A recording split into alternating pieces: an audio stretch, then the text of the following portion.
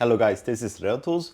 It's been really long time since I talked about leather craft or leather tool review videos, and maybe it's just a good chance to really refresh everyone how my knife setup is going on. This is called my knife wall, or I could say it's also a wall of shame because it's so many knives and tools. No?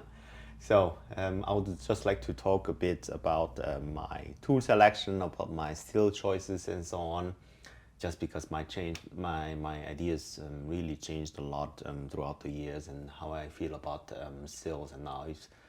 It changed a lot quietly, and also it's good to share a bit by bit. So yeah, just I have a feeling that this is going to be a super long video, just me mainly talking about these tools and knives, but hopefully I try to make it more entertaining and so also a bit of informative. So um, in short, first, these are not all the necessary tools. I'm just a really geek about tools and knives and steel. That's why I'd like to have it as a setup like this. You don't need this much of knives, but if you really want to have enjoy using knives and tools, I say this is so to say optimized way how you keep your tools. So behind you is a magnetic bar so that you can keep your knives like this, and you can just stick it like this. It's a way of how you keep your tools without having too many of a leather sheath, because I enjoy to have it on a leather sheath, but then it's on a space-wise super inconvenient. So I keep it like this so that it's always easy to find, and also just also cool to have it in your workshop area. So I will explain it. So number one, yeah, you don't need it everything, and number two, some of them are just a conversation piece. So you can have a nice conversation with tools if you are with somebody who know tools, or you could also have a conversation if they don't know about anything. You can also have a conversation about history and so on. So what I mean is that these three are not the tools that I use for, but then these are super old tools. So I want to show you, for example, this is EA bag tool. It's from 1942. Yeah, World War era. It's a super unique piece, super rare as well. The year by the time they made this, it's crazy, right? And this one is different shape. This one is 1951. So this is same company, but different era stamps and so on. A part of history. Look how old that is right now then. You know, it's like 70-year-old, 75-year-old watch. Sorry, not the watch, the knife. These are relatively new, so it's not stamped, but it's more of a laser engraved. This is also. Yeah. But then I use these knives time to time just to cut really simple papers and so on, packing papers and so on. But this is not that, so to say, valuable or any historical meaning to it. This is just, so to say, a old Swedish knife. I think Swedish make really nice steels and knives as well. This is Chartermade D2 knives. You guys I did already review video on. It's a super cool little knife. You can cut really thick papers or any also thick leather. Usually you cut it for straight lines and so on. It's a part of a utility knife. This can be super versatile depending on your doing. You can cut leather cords. I don't recommend for thread. Thread I use a scissors. I think you can see it there. It's a really versatile knife. It's a D2 still, which I don't think it's D2 still anymore, but it's an N690 still. But it's really unique piece. It's an ebony handle, Chartermade. It's a really good knife.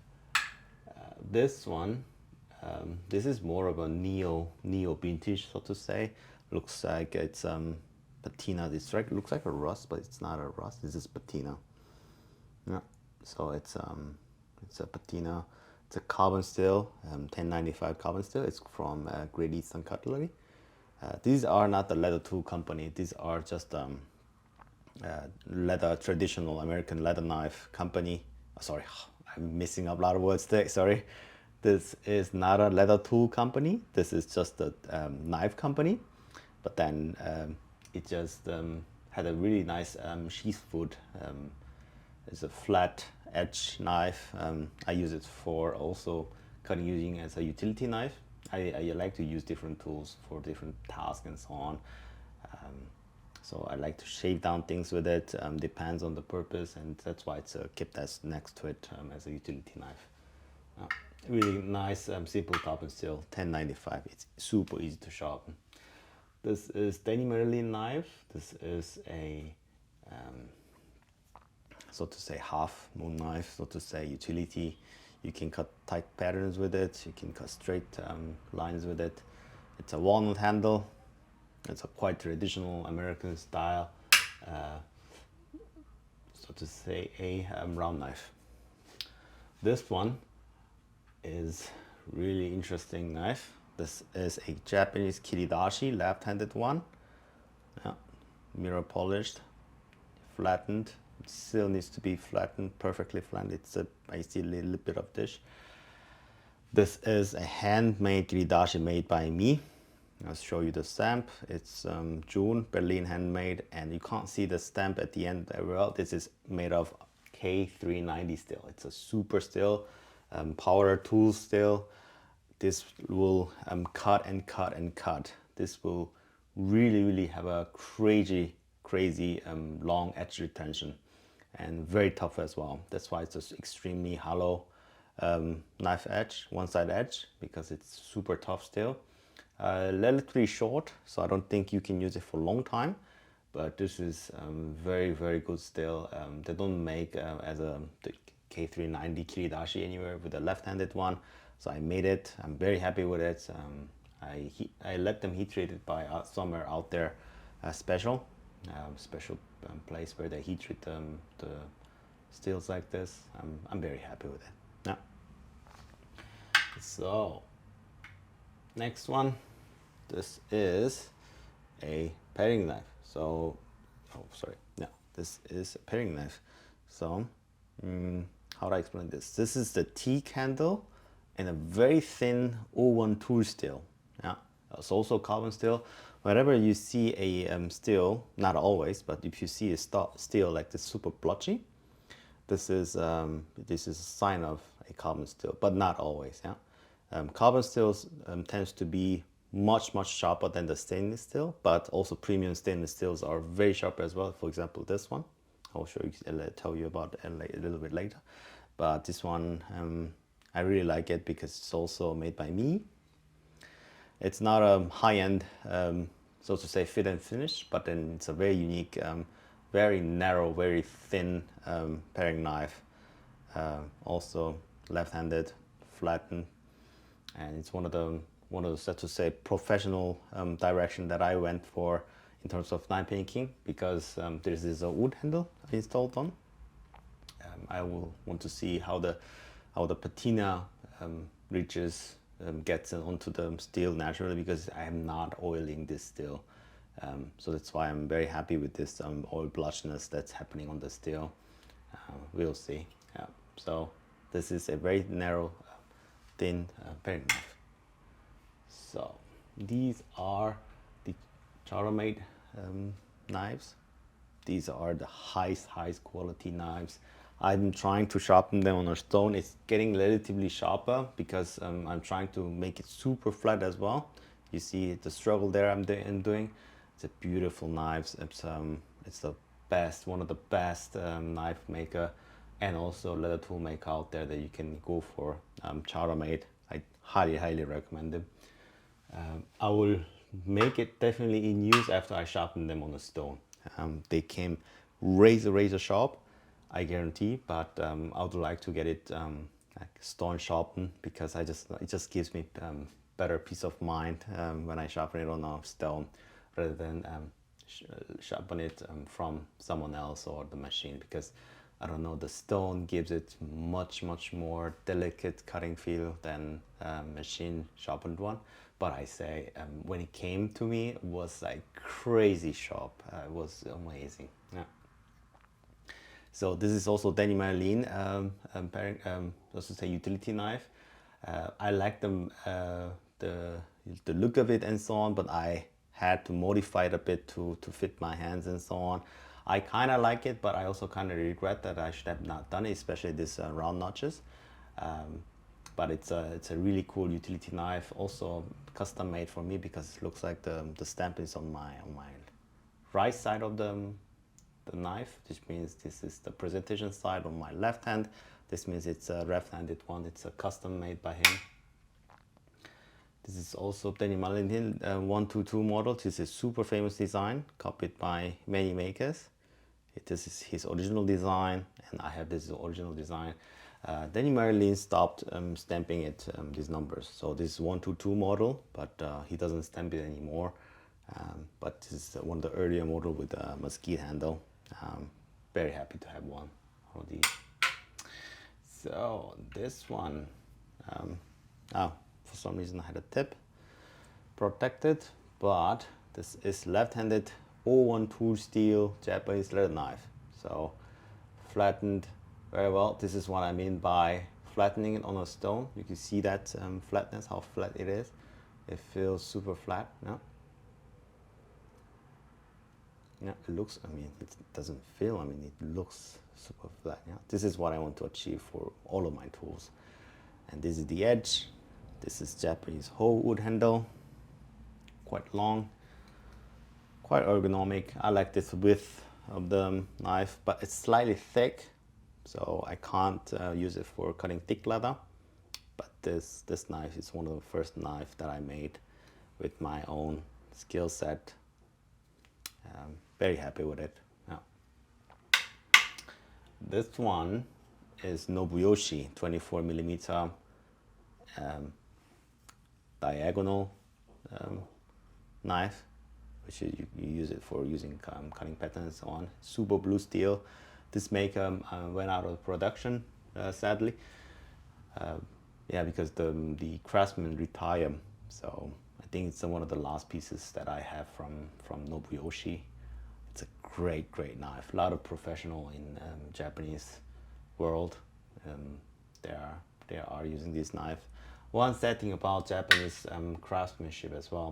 When I visited Japan last year, one of the big surprise, or the, so to say, complaints that I hear from Japanese is that all of these famous Japanese craftsmen are retiring, and there's no one going after them as next generation, or who want to inherit this craft skills and so on. Because first, it's a very hard work. Second, it doesn't make great money. And current economy and so on, people also want to achieve something financially substantial. So I think a lot of crafts are going to die. So I feel if you like certain things, if you want to have certain things, I think later it might not exist anymore. So if you want to enjoy such a craftsmanship or really nice tool, I really highly suggest that you get it before it disappears. Yeah. This one is also Japanese one, but I have to say this one is machine made, and also I'm on the way to sharpening. It's not sharpened yet. Flat is relatively flat, but I need to sharpen it on this side. I just was busy with the other knives. I didn't sharpen it until the end. But then it's also getting sharp. This is also left, and this is, I believe, this is a white steel too. I'll tell you a little bit story about this. You know, I'm really a steel geek and very tool geek, right? So when I was in South Korea, I wanted to find out what exactly steel this is. So I searched a website, this company, and then I just called them because sometimes you could ask with the email, but email they don't want to reply, and sometimes they don't want to write it on a written form. And anyhow, I just called them randomly, and then I just asked them what kind of steel this is, and they said it's white steel number 1. And I said, okay, thank you very much. And then I hung up, and a few minutes later, they called me back to my cell phone with the same number, and I picked it up, and they said, I'm very sorry that I gave you a wrong info. It's actually white steel number 2. And that was really impressive, because just like I said, on a telephone form, and as a customer ask, I mean, it's nice that they answered, but they don't have to answer. They don't have to tell you, it's a company secret. But second of all, they reply in a wrong answer and they call you back and tell you the right information. This is something because the person actually checked it with the technical person or the other person that might know it correctly. So that was, I think, about, let's say, 13 years ago. And still I remember the story, and that really left me a great impression about Japanese people, taking responsibility and taking seriousness of what they're doing and so on. That's why I love their crafts. Anyhow, I don't want to talk too long about each stories. And this is one of my proud possessions. This is M2 high-speed steel paring knives, 50 milliliter or larger. Let me just quickly check.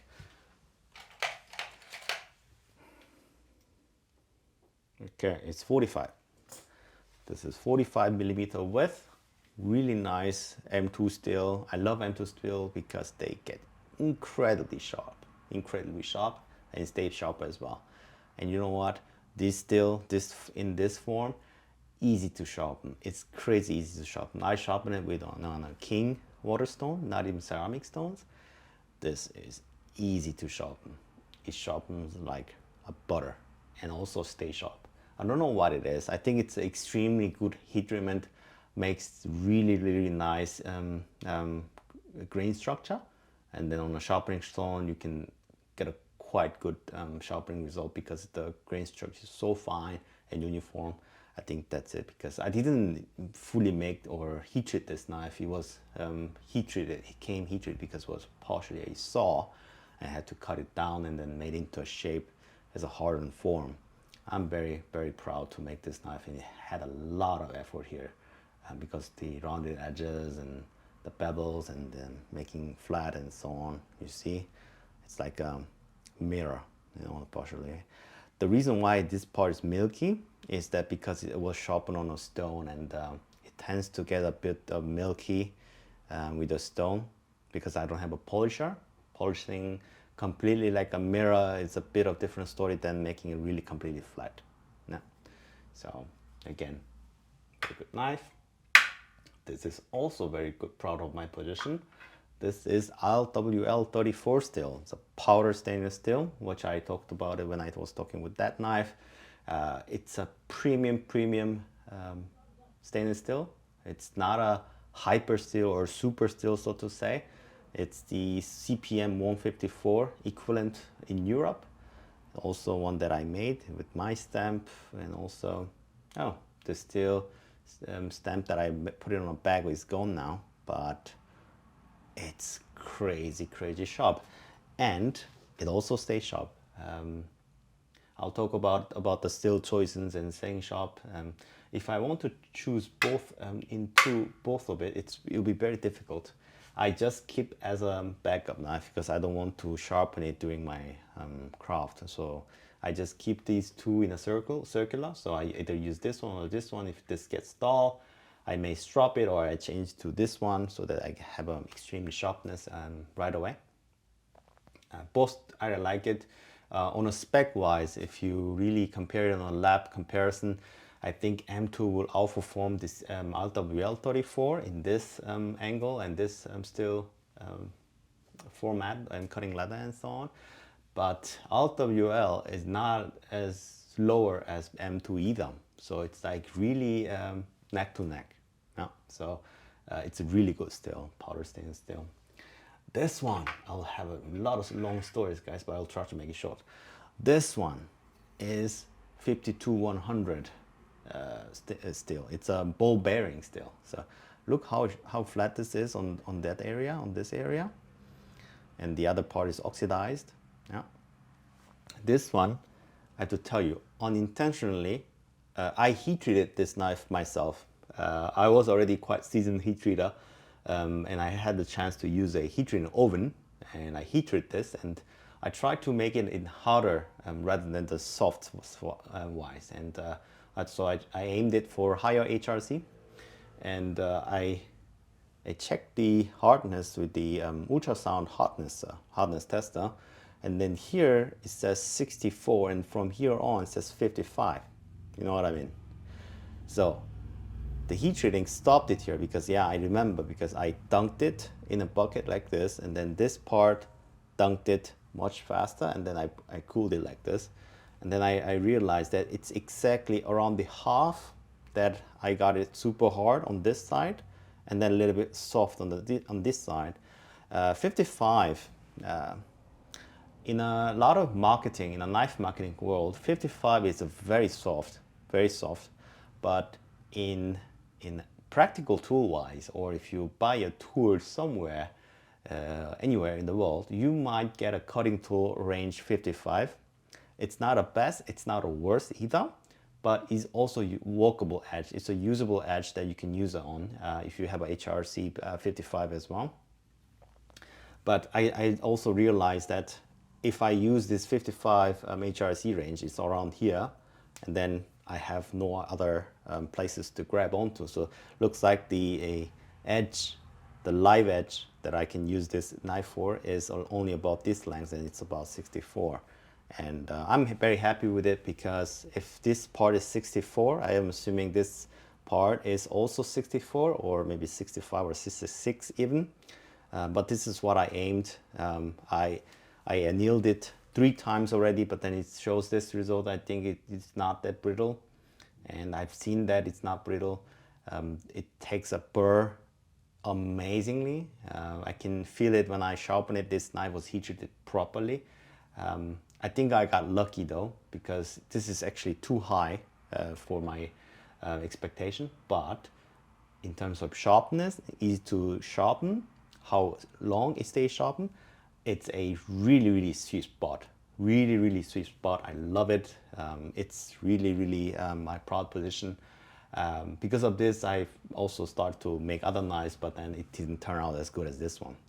This one is really my favorite. Ball bearing still, really good heat treated. Yeah. So this is M2. This one is M2 utility knife, very sharp. Also stay sharp very long time. This is more like a street craftsman type, you know, or the old workshop type leather handle. So this knife looks to be like lying on a bench of a craftsman that you might find somewhere in Italy or French, or I don't know, Germany, or I don't know, Bosnia, or anywhere, Poland. Just a really, really working man's knife, working man's tool knife. Yeah. So I really like the concept of it, because I aimed it for, and it's gonna be on my workbench for a while now, because I really like it. It's one of my first design, first trial when I start to make a knife out of the saw. So I really like it. This one, I'll show you this one. This one is one of my trier that I made it with a big company. I asked it to make it with the O1 steel, and it's from Paul Boss heat treatment and so on. I'm just testing this knife at the moment. Maybe this works out good. Maybe I sell some, because I have some in batches. It's everything done by company and professional, even sharpening as well. I just want to see if it's how good it is with the old one. I try to put my thoughts into it. I'll try to sell some of them if this thing really is nice. I can't really say much about it. I think I like it, but I will do some comparison, and maybe I can do full analysis what this is about and so on. Yeah, so this is for the future. Yeah. So these two, I'm sure you guys know already about these two, because I really like it. I've been using it for a long time. These are M2 steel, my go-to cutting steel for everything. Patterns, so to say, leathers, almost everything. Yeah. So these two, and these are my most often used tool. Yeah. I can't live without these two. These are the best cutting tools in terms of everything. Precision, complexity, this handles it all. One is double beveled, one is single beveled. It's such a versatile tool. I love using this tool. These are my go-to. These are my really go-to. Yeah. So these three are more like, how do I call it? You don't need it really, but I just made it because I like knives and tools. I will show you one by one. So, oops. So, one by one. This is RWL34 Kiridashi knife, but more like a pen style, and has this grip area so you can hold on to. It's a super sharp knife. It's crazy sharp. Yeah, look at this bevel. I'll show you the bevel, how long the bevel is. You see this? How long the bevel is? One side is flat. This thing is so sharp, yet I tried not to make the edge brittle, so I made a micro bevel at the end. Still, the very tip is super fragile. I should not make a very quick turn with this knife, because when I do that, I may snap the tip. So this knife specifically, I tell myself to cut carefully, but WL34, extremely tough steel as well. So, but I don't want to test it, because if I test this knife, if it ever breaks, then I need to really cut down my bevel, and this bevel will get higher, and I don't like that. So I love using this tool, but I have to say I'm not really confident with this, because they such a hollow edge, and look at how thin the bevel is versus how thick the knife steel stock is. It's so to say, this is really the extreme push of the Kiridashi and RWL34 in terms of geometry. But I try to combine my knowledge into this so that I can get the best out of it. It's a RWL34 pen knife. Same story with the M2. A little bit shorter, slightly thicker, but same story. M2 is much tougher, I don't worry about it. So if I want to make a tight cut and so on, I will definitely go with this one. M2 in this configuration will be much tougher than this one, because that's a stainless steel. Even though it's a powder stainless steel, this one is tool steel. It's made for thread cutter and saw and stuff, so, and drill bits as well, so much tougher. So, and also it is a little bit softer side than this one, because of this reason. This is softer. This is 62. This is more of a 65. Yeah. So this one actually is not really a knife, because it's not sharp. This one is just a 01 Kiridashi, not sharpened yet. Same story with this knife. Didn't sharpen yet, but this is more like a pencil sharpener type of steel. I just put it there so that I don't forget it to sharpen it when I sharpen this one. So I will sharpen it.